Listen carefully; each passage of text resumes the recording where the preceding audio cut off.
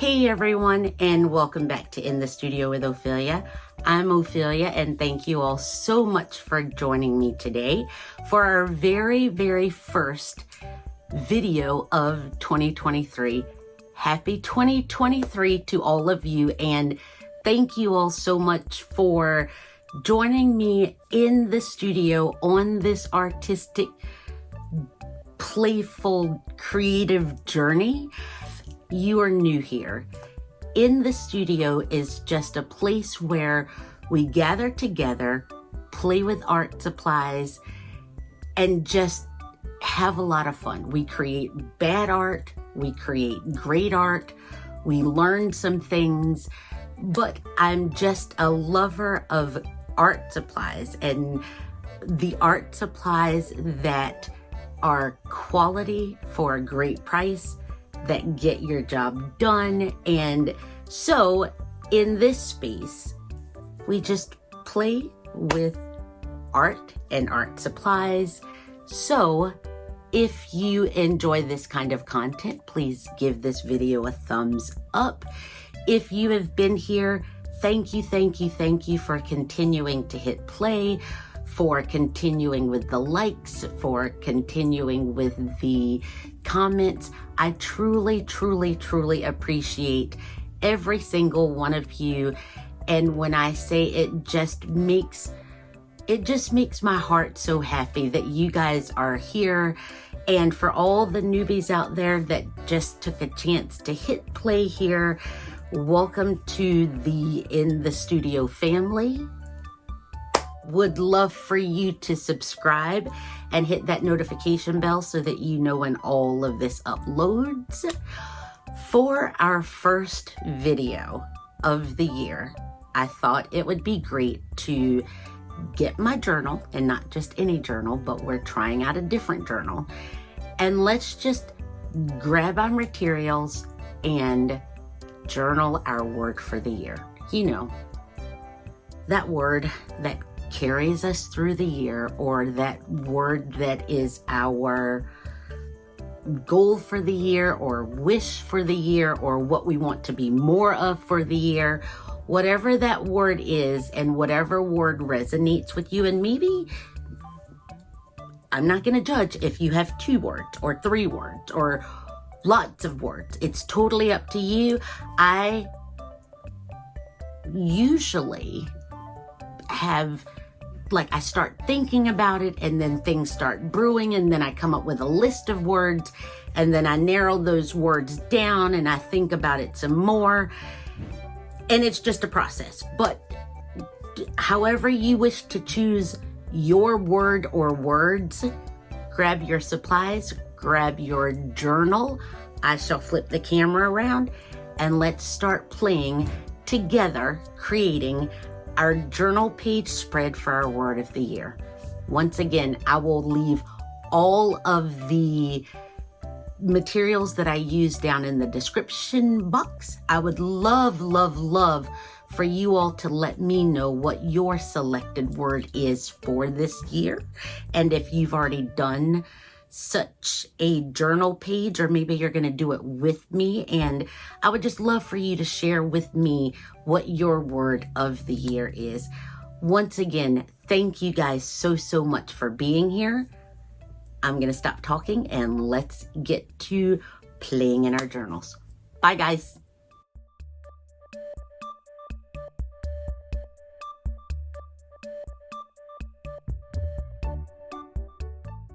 So this is my sketchbook where I've put some stickers on and just kind of moved into it.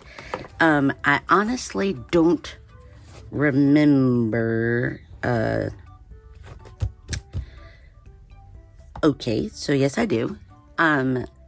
September 5th, 2022 is when I kind of started it. And because of the way the paper felt, I thought I would just use it for drawing practice, where of course there would be zero pressure, and I'd gotten a book and I was just kind of playing around with learning to draw. Not doing a great job, but it dawned on me that the paper is pretty good to handle light washes of inks and such like that. So I did like this guy when I was testing some watercolors, and it did not bleed through or destroy the papers at all. So I got a little excited, and let's see here. I thought I would try to throw some journaling at this guy. What I'm loving, honestly, is that it lies flat. And so for today, I'm going to try to work across the spread. I've got some matte medium. I've got some gesso. I have my 700B Polar Flow. I believe this one is the inch. And just some random bits of collage paper that I'm going to rip up and glue down and see if I can prep these pages like I would in my mixed media journal or such like that. I think what kind of got me pretty excited was when I tried doing like pen test, and I just tried watercolor, even though the paper feels pretty, it feels absorbent, so I thought that it would not be able to take it, and it did pretty well. So I did this entire page in like with just a wash of watercolor, as I always put my shopping list of things that I need on the back page, and it really did a great job with the watercolor. So that kind of got me excited, and because the one that I'm currently using is just not water friendly at all. No matter how light of a wash I use, it just kind of destroys the paper. So I just wanted to see how far we can push this guy. And again, I just it's little things, but I literally just love that it's pretty flat and I can work across. I am still looking for my perfect journal, and I will make sure that you guys are with me when we find it, because it's going to be us together going through all of the sketchbooks to find one that I just love. So I am going to go ahead and start ripping paper up and gessoing some paper to the background, and let's just see if it's going to destroy it or if things are going to work out well. I have I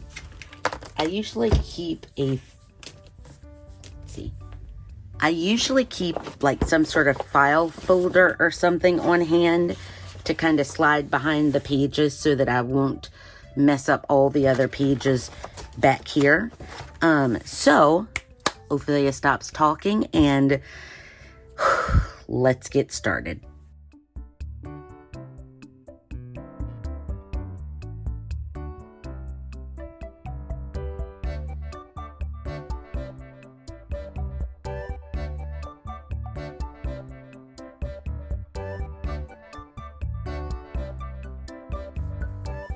The paper feels pretty absorbent, which is kind of why it tricked me into thinking that it would not hold light washes. And most of the time, there are sketchbooks that I've tried before that will specifically say for dry media only, but then it still does really well with just light washes of watercolor, because I just love being able to swatch colors in my sketchbook. So that's always a plus, and it doesn't bother me at all if the paper kind of wrinkles a bit or such like that. I just like to be able to swatch my watercolors. If I get something new, or if I don't really know what I want to do in my sketchbook, my default is always to just swatch. So I am just going to randomly continue.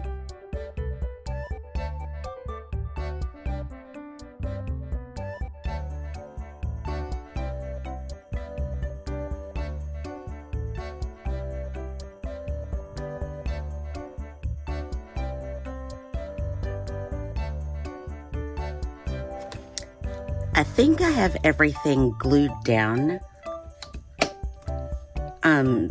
in a manner that's totally fine with me. And instead of letting this layer dry before I go in with the gesso, I'm a little too excited. So let's just go for it. And I literally did not even clean the glue off of my brush. However, I am gonna dunk my brush in a little bit of water because I do want to knock back a lot of the different text, but I don't want to obliterate everything that's underneath. And I'm gonna put this guy back under.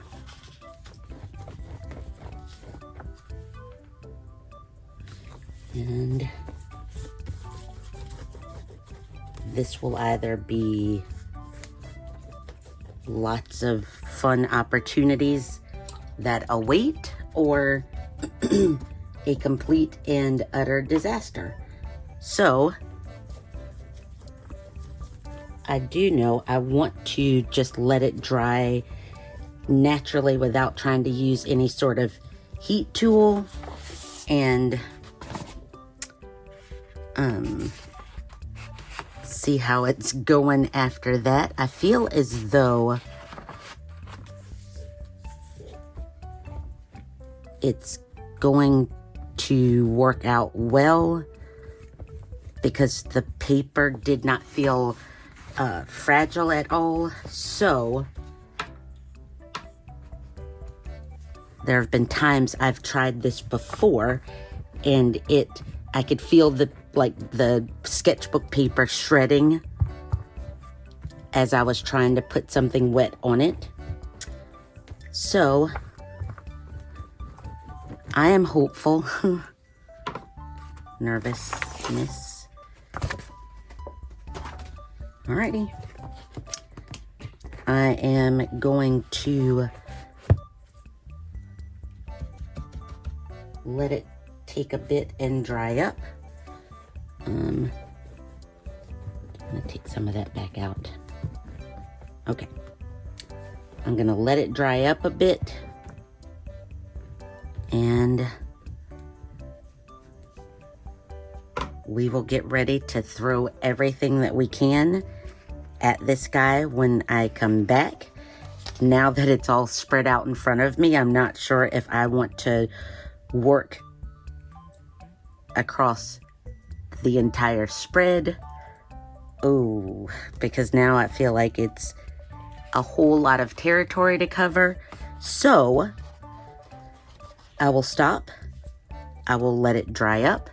I'm gonna grab some paints and we'll get going once it's all done.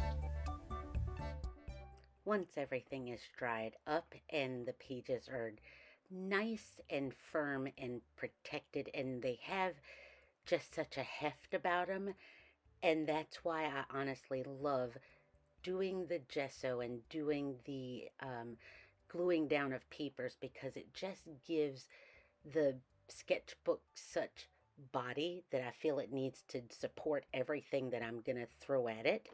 Once everything is dried up, I'm just using my Lucas watercolors. And for this page in particular, I am using colors that will kind of play into the paint colors that I plan to use. Normally, I just kind of pull out paints and or watercolor and just kind of go and play around. But I do know that I want to use some reds and oranges and yellows, and here I am with Lucas acrylic paints in Indian yellow, titanium white. I have rose, cad orange, that's cad orange medium, and carmine. And so I'm just going to build this page like any other page. What's pretty odd is this is a lot of territory, or more than I just remember using on a journal page. So it feels like it takes me forever to just kind of get the background built the way that I want. I'm so used to just working on one side of the page. But I just love being able to work my way completely across the spread. Once my acrylic paints are dry, I then just start looking for ephemera or collage. And I've just pulled a jelly printed paper that was sitting underneath my desk. And this is where, for me, it's the fun, but yet the stress, because I do love just auditioning different papers and seeing what I can use. And I've got a dictionary page here from a collage pack, and um, it's a lot of fun, but then I just let it sometimes I just let it get the best of me. And so I'm just going to use my watercolor paints to color that dictionary page. I'm still using that number 2 Harmony Squirrel quill brush, and I just want to color that dictionary page with some of the watercolors, just so that everything kind of flows together and it's not so stark. I'm cleaning up that watercolor paint off my desk with my Soho wipes. I'm now finding I just can't live without those. And then I'm still auditioning, kind of seeing what I want to do, and I find this Donna Downey Nimber stencil. I will try to link it below. Me and my handwriting, I don't know why. It's fine. Literally. Because I have a grand idea that I'm just gonna like use the stencil and stencil out the big 2023 for 2023. That whole measure twice, cut once, I'd never paid attention to that clearly, because I just go right in with like stenciling out the numbers, only to realize, and I see it as I get to the last 2, that I'm not going to have enough space. And I don't know why I thought that the paper was going to grow along with the stencil. So I just kept going, and nope, then we started all over again. But I'm using the stencil to just make it a different font. Okay, here I am now. We're starting all over again, because clearly I didn't think that through. So now I'm just doing it all in reverse. I'm doing the 2023 on a large piece of paper first, and then I will cut it down to the size that's necessary. Once I get this all stenciled out, or with the pencil and the number stenciled out, and I just figured I wanted to use it just because the font was different and just not my plain handwriting. Now I cut it out, and I use the watercolors again to add color to the page. This time you notice that I took that Aqua Mist spray bottle and just sprayed the dictionary paper first, just to have the colors kind of move a bit before they soak into the paper.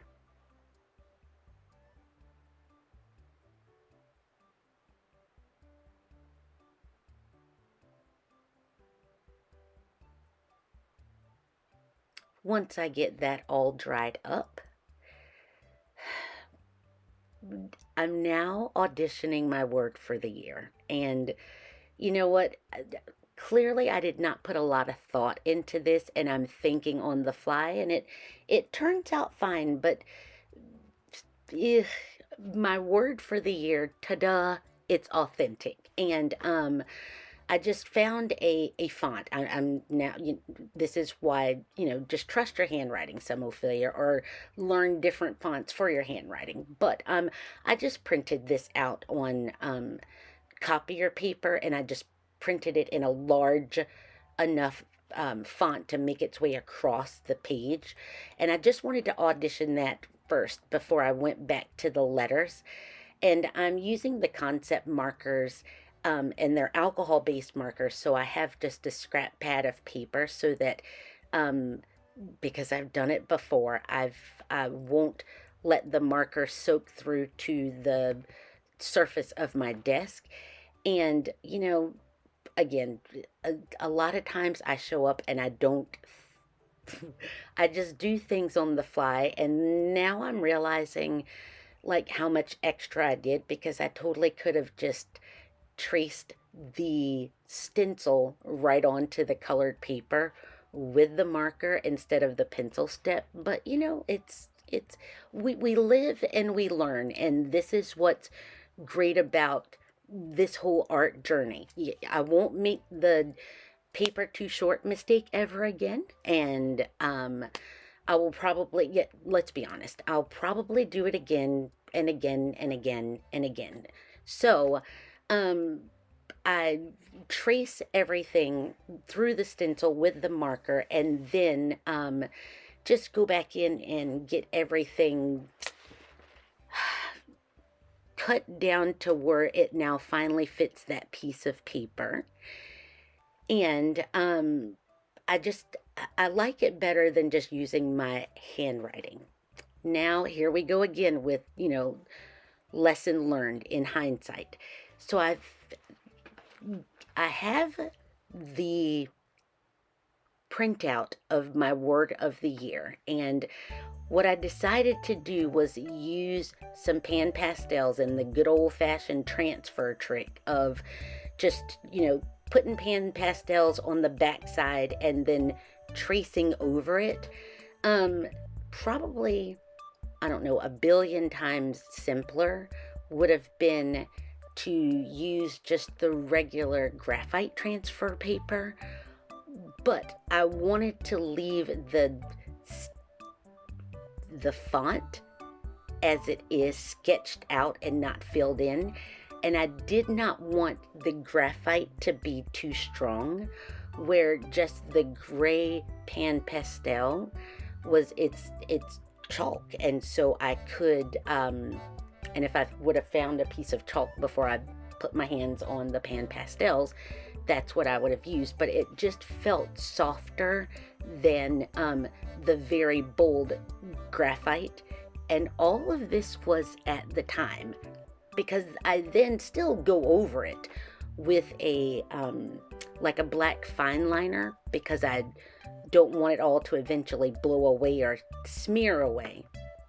And I don't want to go through like having to set it with any sort of fixative. So I do go over everything with a black fine liner.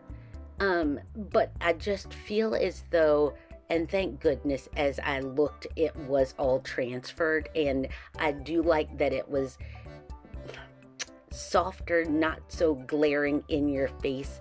And it almost, when I went over it with the fine liner, it almost made me feel like it was kind of blurred in the back, which I like that still far better. And yes, it was definitely a whole lot of extra steps, but I do like the effect that the pan pastels or a chalk, if you don't have pan pastels, would do to transfer it, because then it was just far more softer and dreamier back there than just the graphite transfer paper. So I'm still glad that I did it this way, even though it took such a long time. But you know, I never come in with a plan, and a lot of times this is what happens when I don't come in with a plan.